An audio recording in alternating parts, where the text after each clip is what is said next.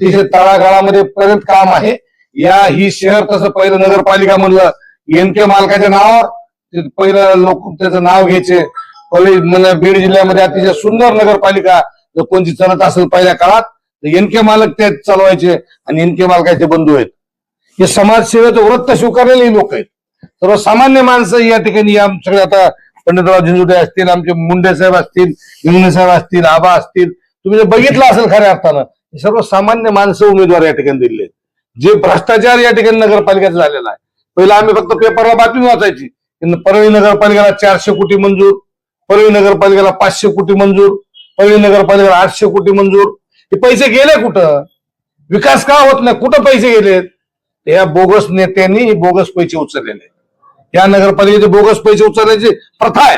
ही प्रथा नगरपालिकेमध्ये धनंजय मुंडेंनी पाडलेली आहे. आणि म्हणून ह्या बोगस, जसं लोकसभेला मतदान होऊ दिलं नाही, बोगस मतं केले, विधानसभेला काल लोक बोगस मतं केले. आता ही तुम्ही पहिल्यांदा का आज सभा बघितली, या ठिकाणी हजारो लोक उपस्थित होते, हजारो महिला उपस्थित होत्या आणि त्यांनी सगळ्यांनी सांगितलं की पहिल्यांदा या परळीमध्ये अतिशय इमाने इतबारे बूथवर मतदान होणार आहे आणि बूथवरचं 100% मतदान इमाने इतबारे झालं की 100% दीपक नाना देशमुख हे 100% विजयी उमेदवार या ठिकाणी होणार आहेत. मात्र एकंदरीत पाहायला गेलं तर विधानसभा असेल, लोकसभा असेल, बोगस मतदान झालं, व्हिडिओ समोर आले, काही ठिकाणी तर चक्क सीसीटीव्ही देखील बंद होते, तुम्ही जाऊन बघितलेले आहेत. हे सगळं रोखण्यासाठी तुमचा पक्ष नेमकी काय धोरण आणि भूमिका घेणार आहे पुढच्या काळामध्ये? कारण 2 दिवशी लगेच या ठिकाणी कार्यकर्ते अतिशय सज्ज झालेले आहेत. ही उमेदवार प्रत्येक आपल्या आपल्या बूथवर सगळीकडे आपल्या आपल्या कार्यकर्ते सज्ज झालेत. इथली जनताही सज्ज झाली. आता प्रत्येक जनतेला असं वाटतं की माझं मतदान माझ्या हातात झालं. ते कोणालाही करतील, कुणाला करतील म्हणणार नाही, पण प्रत्येक माणसाला असं वाटतं की जो डॉक्टर बाबासाहेब आंबेडकरांनी मताचा अधिकार दिलाय की बटन फक्त माझ्या हातानं दबावं. इथली आज परळीच्या जनतेची आज तीव्र इच्छा झालेली आहे. त्याच्यामुळे या ठिकाणी मतदान आता स्वतः माणसं करणारच आहेत, बोगस मतं होणार नाहीत. आणि त्याच्या उपर खासदार बजरंग बाप्पा सोनवणे यांनी कलेक्टरला पत्र दिलं, एसपी ला पत्र दिलंय, आम्हाला या ठिकाणी संरक्षण द्या, या ठिकाणी बोगस मतदान चालणार नाही. याच्यासाठी खासदारांनी सर्व कार्यकर्त्यांनी या ठिकाणी जंग बांधलेला आहे. मात्र धनंजय मुंडे आणि पंकजा मुंडे परळीमध्ये ठाण मांडून आहेत. धनंजय मुंडे बोलताना असं म्हणलं की गेल्या 1 वर्षापासून मी सगळं सहन करतोय. एकंदरीत पाहायला गेलं तर मला राजकीय नसून माझ्या जीवनामधून मला संपवण्याचा काही लोक प्रयत्न करत आहेत, असं थेट आरोप केला त्यांनी. तुम्ही शेकडो माणसं संपवले साहेब, किती मर्डर केले. आता राजभाऊ फडणं तुम्ही यादी वाचली, तुम्ही बघितलं ना किती यादी वाचली, किती नावं काढले साहेब. तुम्ही कोर्टाच्या समोर संगीत दिगोळेचा मर्डर तर मी माझ्या डोळ्यानं बघितलेला आहे. मी जेव्हा राष्ट्रवादी युवकचा जिल्हाध्यक्ष होतो तेव्हा संगीत दिगोळे माझे उपाध्यक्ष होते राष्ट्रवादी युवक काँग्रेसचे.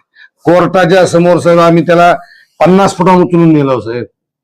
किती लोक, शेकडो लोक मारले हो तुम्ही. त्याचं पाप तुम्हाला फेडावं लागेल का नाही? तुम्हाला सहज कसं माफ होईल? ही तुम्हाला माफी होणार नाही साहेब. या कोर्टात आम्ही सांगितलं मागे एकदा की दुष्यंत देशमुखवर ज्यावेळेस खोटा विनयभंगाचा गुन्हा झाला निवडणूक झाल्या त्यावेळेस सांगितलं. आता ती म्हणले ह्याच्या पुढचं आंदोलन काय राहील? मी नाही तर माणसात कुणाला ती ताकद राहिलेली नाही. आता परमेश्वरावर ती परमेश्वर बघून घेईल. आता काय वरचे कोर्ट राहील काय? आणि मग ती कोर्ट घेणार नाही. तुमच्या माहिती आम्ही 2 तारखेला आव्हान केलं तर 9 तारखेला क्रूर पद्धतीने मर्डर केला आणि 11 तारखेला असं षडयंत्र केलं ती. आणि 31 डिसेंबरला तो या ठिकाणी वाल्मिकांना अटक झाला. कुणाचे कृत्य साहेब? याच्या वाल्मिकांना जरी मोहरे असला याच्यापेक्षा क्रूर सगळं जे या परळीला उद्ध्वस्त करायचं काम केलंय याचा सगळं नंबर 1 सगळ्या कुणाला असेल तर ते धनंजय मुंडे. गोपीनाथ मुंडेंनी उद्ध्वस्त केलं असेल, पवार साहेबांना उद्ध्वस्त केलं असेल, किंवा राजकारण उद्ध्वस्त केलं असेल, किंवा परळीच्या जनतेचा प्रत्येक माणसाचं जीवनमान उद्ध्वस्त केलं या लोकांनी. काय केलं? काय ठेवलं या परळीत? परळीचं नाव एवढं बदनाम झालंय.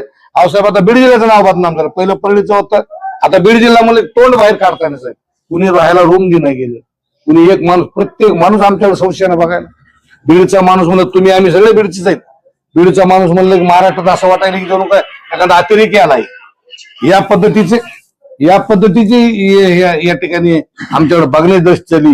ही जर खऱ्या अर्थानं ही जर जी बदनाम झालं जर नाव पुसून टाकायचं असेल तर एकमेव अतिशय कर्तृत्वान, हिम्मतबाज, चांगला माणूस, लोकातला माणूस, सेवेकरी माणूस या ठिकाणी दीपक नाना देशमुख यांच्या माध्यमातून निर्माण झालेलं आहे नेतृत्व.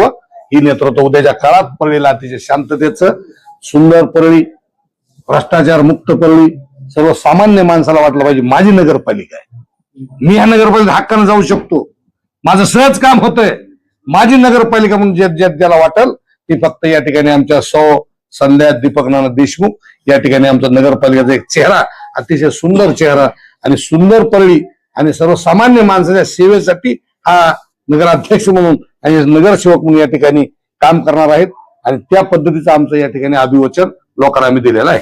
निवडणूक विभागासंदर्भामध्ये दीपक नाना असतील, खासदार बजरंग सोनवणे असतील यांनी नाराज व्यक्त केली होती की निवडणूक अधिकाऱ्यांनी काही फॉर्म बाद केलेले आहेत. त्याच अनुषंगाने अपीलही झालं आणि त्यानुसार आज निकाल लागला की 3, 9, 11, 14 यांची फेर मतदान होणार आहे. नेहमीच सत्याचा विजय होत असतो. अतिशय सत्य पद्धतीने त्या ठिकाणी आखणी केली ती. एकही उमेदवार चुकायची परिस्थिती नव्हती.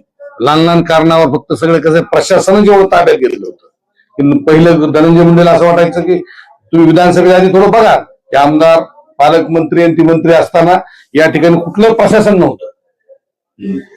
परळी तहसील एकच रुपणं चालवायचं, काही आडवं उभं आडवं कुठलाही निकाल नाही. पोलीस स्टेशनला सगळे खोटे गुन्हे दाखल व्हायचे. ते तुम्ही बंगल्यावरून सांगितलं वाल्मिकांना याच्यावर 307 टाकून द्या, लगेच टाकून द्या, याच्यावर अॅट्रॉसिटी करा, करून टाका. ही केवळ फार काळ चलत नसते. रावणाची लंका फार काळ चलत नसते, ती हनुमान जाळीतच असतो. तसं ते बजरंग सोनवणे आता लंका जाळण्यासाठी त्या ठिकाणी उभा आहे आणि अतिशय सेवेकरी हा दीपक नाना देशमुख अतिशय सर्वसामान्य माणसाचा सेवेकरी तळमळीनं काम करतोय. तुम्ही दीपक नाना स्वभावच बघितलं नाही. प्रत्येक माणसाच्या मनात घुसलंय साहेब, प्रत्येक माणसा हृदयात आहे. त्यांनी आता हजारो करोडो रुपये वाटू द्या आणि पैसे आलेत कुठले? बोगस पैसे, बोगस माणसाचे बोगस पैसे आणि बोगस बिल उचललेले. हे हाणलेले पैसे या परळीची जनता इसकाडून घेणार आणि दीपक नाना देशमुख, संध्या दीपक देशमुखच इथं नगराध्यक्ष होणार. ही आमची काळ्या दगडावरची पांढरी रेघ आहे. मताची जुळवाजुळव केली किंवा आपल्या नगराध्यक्ष पदाचा उमेदवार जो आहे तो निवडून येण्यासाठी आहे. या ठिकाणी परळी नगरपालिका ही 5,000 मताच्या पुढं या ठिकाणी आमचा नगराध्यक्ष कॅन्डिडेट निवडून येणार, सगळे नगरसेवक निवडून येणार. मताची जुळवाजुळवी करायची गरज नाही. एक व्यापारी सोडला नाही. सगळे एजन्सी काढ, चुन्या सहित एजन्सी येतात साहेब. थम्सअपची त्यांनाच, गोल्ड स्पॉटची त्यांनाच, तंबाखूची त्यांनाच, चुन्याची तरी एजन्सी कुणाला सोडावी ती सुद्धा त्यांना, राख त्यांचीच, वाळू त्यांचीच. या गावामध्ये आंबा जोगायला वाळूची ट्रक मिळते 35,000 रुपये. परळी शहरामध्ये वाळूची ट्रक मिळते 80,000 रुपयाला, 75,000 रुपयाला. काय मिळते? ही सर्व पोलीस, सगळी यंत्रणा, प्रशासन सगळं मिलीजुली बघत. इथं कुणाची हिंमत होत नाही दुसऱ्या माणसाची इथून वाळू आणून टाकायची. त्यांचे जे ठरलेले लोक आहेत त्यांच्याच वाळूची ट्रक इथं फक्त वाळू टाकू शकते. दुसऱ्याची कुणाची वाहन आलं की लगेच पोलीस पकडणार, त्याला मध्ये घालणार, त्याला एकदा 4-5 लाखाचा त्या कारखाना त्या वाहनाला दंड करणार. ही मनमानीशाही, हुकुमशाही आहे. ही आता या ठिकाणी थांबण्याची वेळ या ठिकाणी करेक्ट आलेली आहे. बाहेरचं मतदान आणलं जातंय, त्यांचे ओळखपत्र बोगस, ते कसं रोखणार आव्हान वाटतंय आपण? या ठिकाणी प्रत्येक बुथवरची आता यादीचा अभ्यास केलेला आहे. प्रत्येक गल्लोगल्ली कार्यकर्ते बसलेले आहेत आणि आता जनताच आमच्या सोबत आलेली आहे. जनता सोबत आल्यामुळे सगळे जे प्रामाणिक, असं काही शहर काय फार बिघडलेलं आहे काय? ही शहर फार सुंदर शहरच आहे. हे फार एनके मालकाने उभा केलेलं शहर आहे.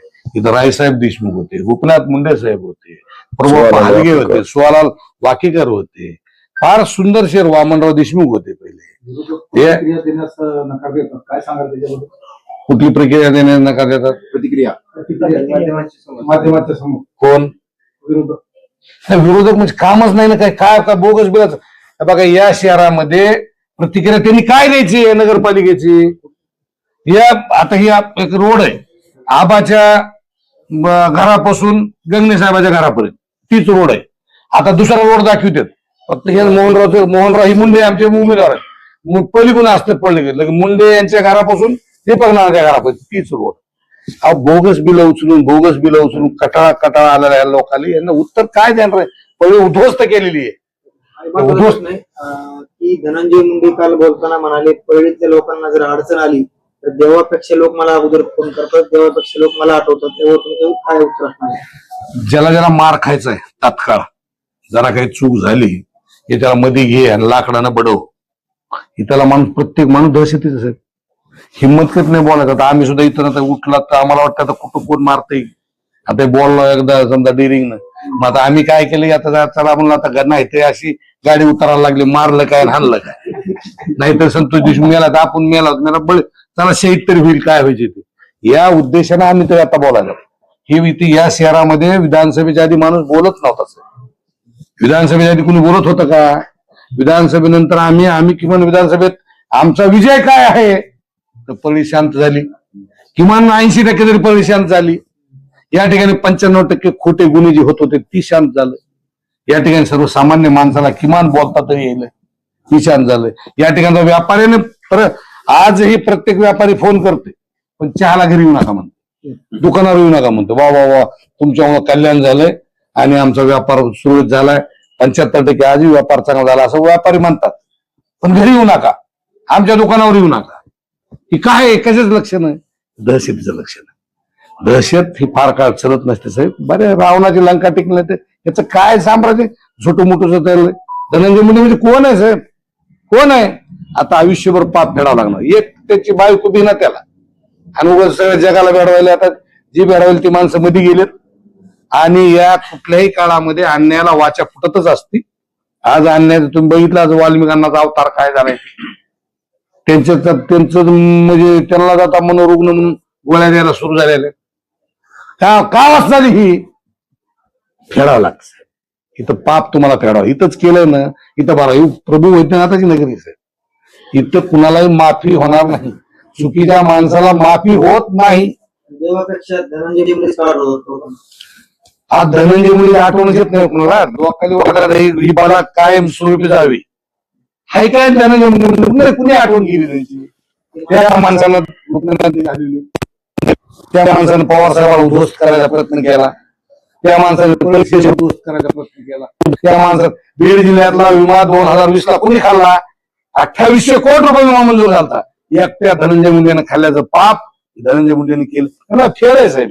आठवायचं काहीच नाही. आता तुम्हाला म्हणजे तुमची कुणीच आठवण करणं गेलंय, तुमचीच तुम्हाला आठवण होईल आता की माझं काय होतं कसं झालं, कसं होतं कसं झालं, कसं होतं कसं झालं, हे तुम्हाला आठवणार आहे. इथं कुणी जनता आठवण करणार नाही. आता लोक दीपक नानाची आठवण करायचे. आता लोकांनी काय पाहिजे? दीपक नाना पाहिजे. इथं रोज आहे माणूस, रोज सेवेत माणसं. दरबार इथं खाली भरतंय दीपक नानाचा. दीपक नानाच्या दरबार बघा तुम्ही, माणसं रोज 100, 150, 200 माणसं. ही कामातली माणसं आहेत. कामाच्या माणसाचा दरबार बघून त्याचे लोक आठवण करतात. या सर्व राजकीय स्थितीवर धनंजय मुंडेंनी असं भाषणामध्ये म्हटलं की माझं हे राजकीय अस्तित्व नसून मला कायम संपवायला बसलं. तुमचं अस्तित्व कोण संपवलंय? तुम्ही संपायला स्वतः. तुम्ही लोकांनी किती संपविलं? शेकडो मर्डर आम्ही केले का? या बीड जिल्ह्या परळी शहरामध्ये हे संतोष देशमुखाचं परळीत गरड असतं, हे सुद्धा कॉम्प्रोमाइज झालं असतं. हे सुद्धा कॉम्प्रोमाइज झालं असतं. इथे सचिन आता मग नाव घेतलं नाही, सचिन पोकरगुणा ते सुंदर माणूस होता, किती मस्त माणूस होता. त्याला नेलं त्या ह्याच्याकडे रेल्वे पटरीकडे, त्याला मारलं. त्याला सांगितलं की रेल्वेची तिची धडक आहे. आता माणसाची रेल्वे धडक होत असते. बरं झालं तर मग ते बेचिऱ्या व्हायला पाहिजेत. सगळं मांड्या कापल्या, पिंढऱ्या कापल्या, सगळं रक्त गेलं. अहो किती मर्डर केले, क्रूर मर्डर केले साहेब तुम्ही. हे कुणी संपवलेत? धनंजय मुंडे. याचा जबाबदार कोण आहे? धनंजय मुंडे. पोलीस प्रशासनानं केव्हा घेतली नोंद? मी एकदा DYSP ला बोलत म्हणलं, अरे म्हणतात सचिन मुंडेचं, सचिन पोकरकरचं सांग ना म्हणलं. आमच्यावर 3दा गुन्हा करा. आमचा काहीच गुन्हा नाही. आमचे माझे पोरं सगळे 307 मध्ये घातले निवडणूक झाल्यावर. मी म्हणलं साहेब जरा काही चांगले म्हणून तुम्ही सचिनचा अर्ज चालला. असं मी सारे त्याच्या वडिलाकडे गेलो, आईकडे गेलो. म्हणलं तसं आता महादेव मुंडे चाललंय ना, तसं त्याच्या आई वडिलाकडे गेलो. ती म्हणले आम्हाला वाचू द्या साहेब, आम्हाला जगू द्या. ही जर वेळ या परळीत येत असेल तर ही कृत्य आणि ही पाप धनंजय मुंडेला फेडावाच लागल. ही आमची या ठिकाणची खऱ्या अर्थानं श्राप आहे. प्रचाराचा टप्पा अंतिम झालेला आहे. उद्या शेवटचा दिवस आहे. एकंदरीत पाहायला गेले तर निवडणूक प्रकृतीची आहे. संपूर्ण राज्याचं परळीकडे लक्ष लागले. तुम्ही मैदान मारताय, सभाला गर्दी आहे. कशा पद्धतीने तुम्ही सामोरे गेलेला आहात? मतदारांना काय आव्हान असणार आहे? एकंदरीत पाहायला गेलं तर परळीमध्ये बोगस मतदान रोखण्याचं तुमच्याकडून मोठं आव्हान असणार आहे. संपूर्ण पार्श्वभूमीवरती सविस्तर सांगा. तेव्हा सुरुवातीला मी जेव्हा पक्षातून बाहेर पडलो होतो 2 महिन्याखाली, मी ज्यावेळेस प्रचार चालू केला त्यावेळेस मी आणि माझा मित्र नितीन चव्हाण आम्ही दोघच प्रचाराला निघालो. आमची पहिली जी टीम होती ह्यांना फोन करू करू धमक्या देऊ माझ्यापासून बाजूला काढण्यात आलं. पण मी माझी जिद्द सोडली नाही, कारण परळीच्या जनतेसोबत जे घडलं होतं विधानसभा आणि लोकसभा आणि विधानसभेला प्रत्यक्षात आम्ही पाहिलं होतं डोळ्याने की फक्त बोटाला शै लावून मतदान करू दिलं नाही आणि सगळे हे बाहेर हाकलू लागले. पण ज्यावेळेस अख्खं कुटुंब मतदानाला मताचा सण साजरा करायला ज्यावेळेस बाहेर येत होते लोक आपल्या घरातून, अख्खं कुटुंब सासू सासरे सून लेकरं बाळ एका लाईन मध्ये ज्यावेळेस मतदानाला होते आणि त्यावेळेस आम्ही सहज प्रतिनिधी म्हणून बाहेर मध्ये फिरायला गेलो तर त्यावेळेस दृश्य पाहिलं होतं. तर अक्षरशः गुंड लोक मध्ये फक्त बोटाला शै लावून बाहेर हाकलत होते आणि ते जे अपमान आपल्या लेकरा बाळा देखत, सासू सासऱ्या देखत, सुना देखत किंवा घरातल्या कुटुंबात देखत प्रमुख माणसाचा अपमान होत होता, हाकलून लावित होते. तर लेकरं बाळ सगळे सासऱ्याच्या तोंडाकडे सासूच्या तोंडाकडे पाहत होते. अतिशय क्रूर पद्धतीनं जे बोलत होते ते आपल्या मला सहन नाही झाल्यामुळं मी त्याच दिवशी साहेबांना आणि वहिनी साहेबांना बोलून मी त्यांच्यापासून दूर झालेलो होतो की असं जर आपण 24 तास लोकांची सेवा करून जर ही वेळ आपल्या जनतेवर येत असेल तर मी तुमच्यापासून बाजूला आहे, असं स्पष्ट शब्दामध्ये मी त्यांना मेसेज करून मी त्यांच्यापासून दूर गेलो. आणि पुढे लढायला निघाल्यानंतर मी ज्यावेळेस इलेक्शन डिक्लेअर झालं तेव्हापासून मी बाहेर निघालो, तेव्हा माझे सगळे लोक माझ्या बाजूचे फोन करून किंवा दडपशाहीनं माझ्या बाजूला काढले. मी प्रत्यक्षात आम्ही दोघच, नितीन चव्हाण आणि मी दोघच अख्खी परळी व्यापाऱ्यांच्या दारोदार प्रत्येक व्यापाऱ्याला भेटून परळीतला एकही व्यापारी असा सोडला नाही आणि एकही माणूस असा सोडला नाही की त्यांचा आशीर्वाद घेऊन मी ताकद मागितली, सगळ्यांना विनंती केली आणि सगळ्यांचा आशीर्वाद मला लाभला. आणि त्यावेळेस सगळ्यांचं म्हणणं होतं, नाना अपक्ष लढून काही उपयोग होणार नाही, कारण समोरची ताकद खूप मोठी आहे, ते तुम्हाला वेगवेगळ्या पद्धतीनं तुम्हाला जेरी सांगतील आणि त्याच पद्धतीनं चालू झालं. मी ज्यावेळेस प्रचाराला माझी आघाडी घेतली, आम्ही दोघंचे 4चे 10, 10चे 20 ज्यावेळेस होत जाऊ लागलो तस हे आमचाच आहे नाना, आमचा काही संबंध, तुमचा कुणाचा संबंध नाही, आम्हीच पाठवलंय, आमचाच हे, आम्ही मराठ्याचे मतं खाण्यासाठी पाठवलंय, अशा हे बातम्या पेरण्यात येऊ लागल्या, अशा हे करण्यात येऊ लागल्या. पण आम्ही कुठल्याही याला न जुमानता सगळ्या व्यापाऱ्यांशी, प्रत्येकाशी, परळीतल्या जनतेशी ज्यावेळेस चर्चा केली त्यांनी सांगितलं, नाना तुम्ही बजरंग बाप्पा सोनवणे, शरदचंद्रजी पवार साहेब या पक्षामध्ये तुम्ही जावं आणि आपला पुढचा लढा चालू ठेवा. आणि जनतेच्या म्हणण्यानुसार मी पक्षामध्ये प्रवेश करून आज इथपर्यंत लढाई जिंकण्याचा 100% प्रयत्न आतापर्यंत केलेला आहे. पण त्यांनी खूप वेळेस मी ज्यावेळेस आमचे उमेदवार उभा केले त्यांना वेगवेगळ्या पद्धतीनं दाबण्याचा प्रयत्न केला, प्रशासकीय अधिकाऱ्याला दाबण्याचा प्रयत्न केला. मला अक्षरशः हाय टेम्परेचर मध्ये सुद्धा भांडावं लागलं, बोलावं लागलं. आणि आम्ही आमचे जे बाद केलेले उमेदवार होते त्यांना कोर्टात जाऊन आम्ही 2-3 उमेदवार यांचा निकाल लावून आमच्या सोबत आज बी त्यांना सोबत घेतलेला आहे.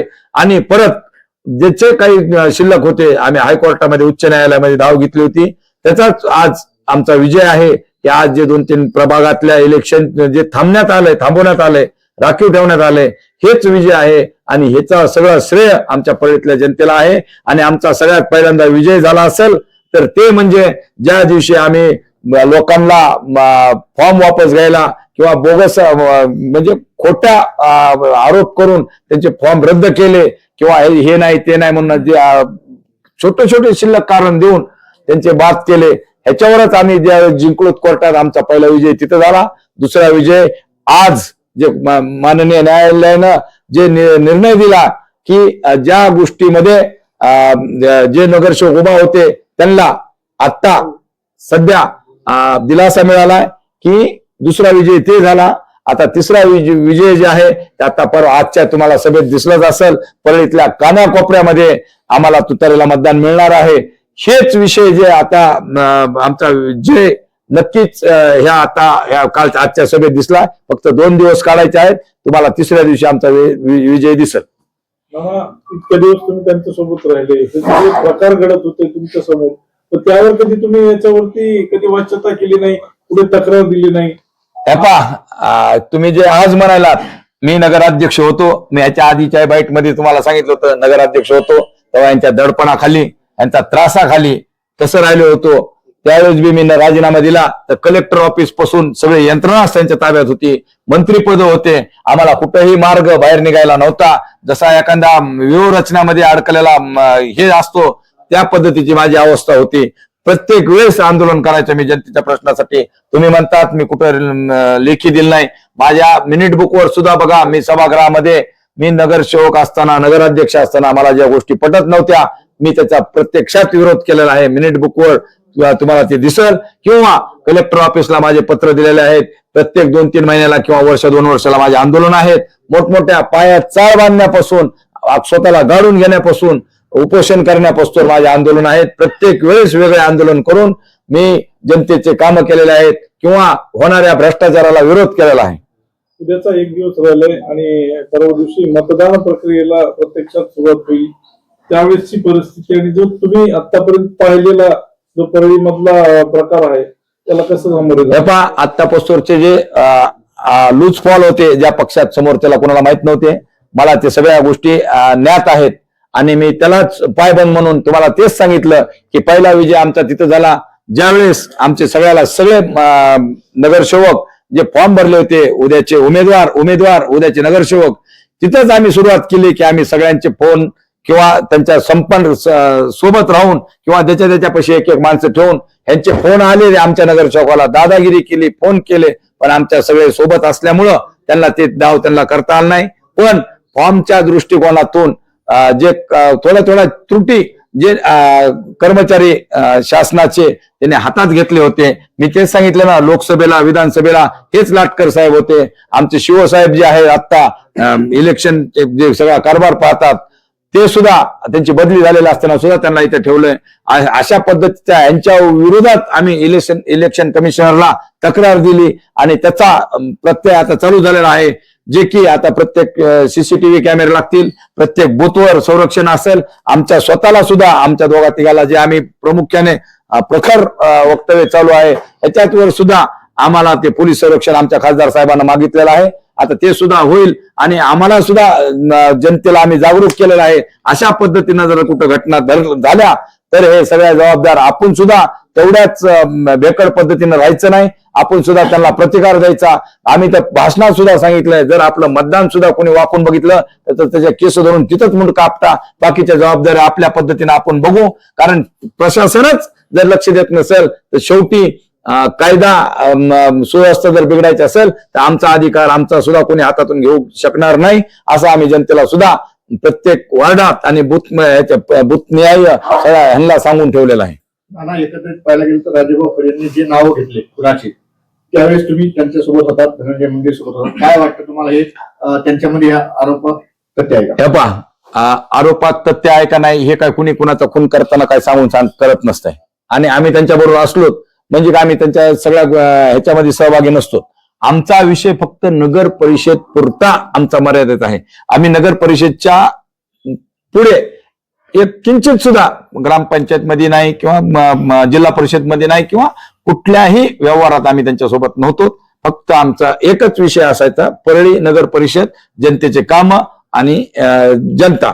पण प्रत्यक्षात ज्यावेळेस आम्हाला ते कालचं बोगस मतदान दिसलं विधानसभेला त्यावेळेस मग आमचं हे लोक तिथून त्यांच्यापासून बाहेर जायचा आमचा निर्णय झाला. मला प्रसार माध्यमांना बोलताना बजरंग सोनवणे काल परवा असं म्हणाले की मी माणूस आहे म्हणून मला परळीत जायला भीती वाटते. हो बा, तसं वातावरण आहेच ना. तुम्हाला आतापासून आम्ही बाहेर निघालोत म्हणून आम्ही बी बाहेर निघालो तर जनतेचा सगळा रेट आमच्या सोबत आला, जनतेने आम्हाला प्रोत्साहन दिलं, त्याच्यामुळे आम्ही बी बाहेर निघालोत. नाही तर आमचे कित्येक कर्मचारी, आता आमचे किती फॉर्म आहेत तुम्हाला सांगू का परळी शहरामध्ये, त्यांच्या क्लिप सुद्धा व्हिडिओ दाखवू शकतो की प्रत्येकाला आपापल्या इलेक्शन लढायचा अधिकार आहे. तुमच्या पक्षात आम्ही होतो तर आम्हाला जर तिकीट नाही मिळालं, तुम्ही एका 10,000 जणांना आश्वासन देताल आणि 8 जणांनी जर फॉर्म भरले तर तुम्ही कोणत्या भाषेत त्यांना हे केलंय, कोणत्या भाषेत त्यांना फॉर्म वापस घ्यायला. जर कुणी फॉर्म ठेवून जर पळून गेलेला असेल, फॉर्म काढायच्या तारखेनंतर आला असेल, तरी पुन्हा तुम्ही त्यांच्या घरात जाऊ त्यांच्या सगळ्या कुटुंबाला समोर घेऊन वेगवेगळ्या पद्धतीचे धमकी, दाब, दडप ह्या पद्धतीने तुम्ही पाठिंबे लिहून घेतलेले आहेत. हे सुद्धा सगळ्या जनतेला माहिती आणि तुमच्या क्लिप सुद्धा व्हायरल आहेत त्या. थँक्यू.